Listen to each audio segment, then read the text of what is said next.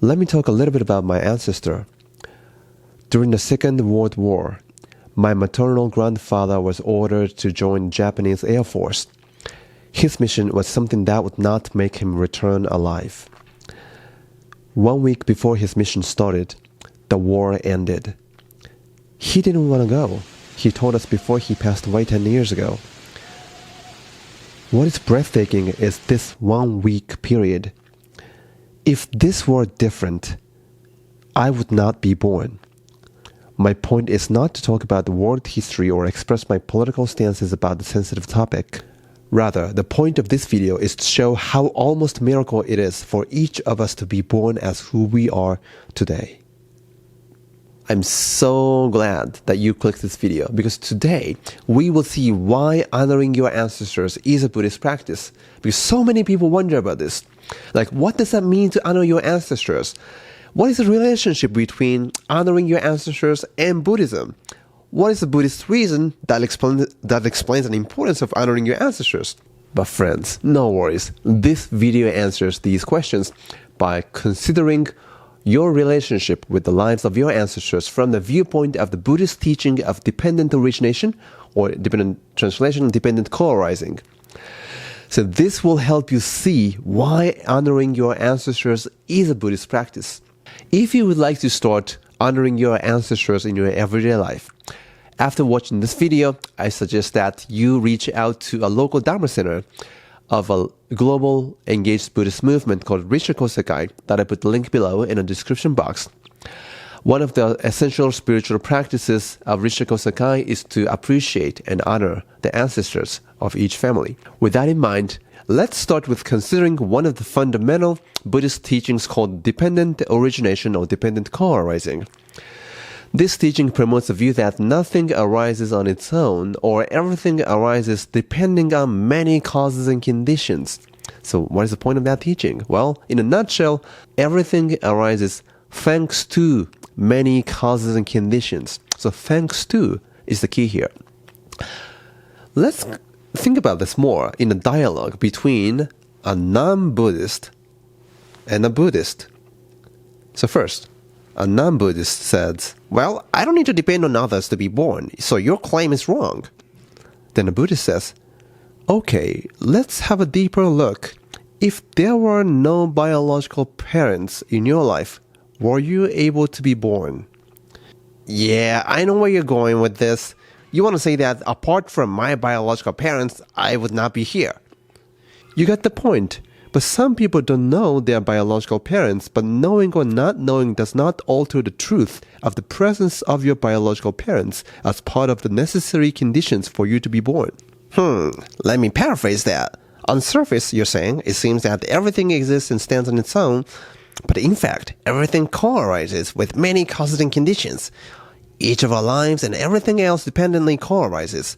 In that sense, I'm not the one who's causing myself to be born, but it is thanks to my biological parents who also necessarily have their biological parents that the birth of my life became possible. Wait, then if you trace the number of anyone's family ancestors, that number gets snowballing. Let's take a look at the number that these guys are talking about, that's snowballs. So can you look at these, see these numbers? Right? These 4 numbers. So let's trace your ancestors. My dad is gone already. My mom is still alive. So, but my biological parents count as 2, right? And they also had biological parents. So that's 4. And then if you keep going, 4, 8, 16, 32. If you trace like 10 generations, let's say like one generation is approximately like 20 years or so. If you trace 10 generations, almost like 200 years back, you needed the top number here, 1,024 ancestors that you needed before you were born. If you trace 20 generations, approximately going back to 400 years or so, you needed more than 1 million ancestors. If you trace 30 generations back, you would need I don't know how to say in English, many number.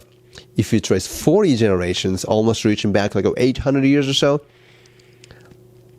the fourth one, I don't know. I even don't know how to say counts that number in Japanese.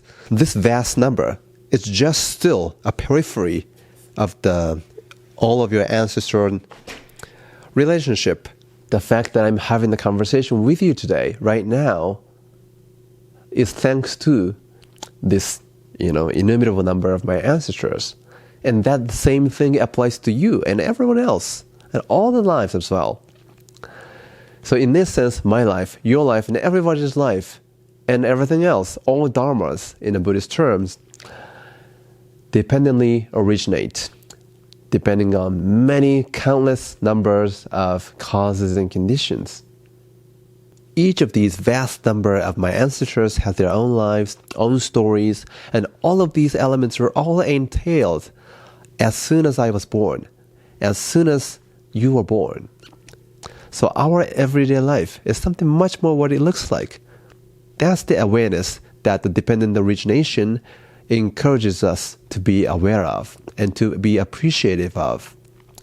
If you have a difficult relationship with the ancestors of your family, it may be very hard to accept that their presence in the past is the necessary conditions for your life. However, the point is not to appreciate their characters or actions they've done or whatever they've undergone in their lives.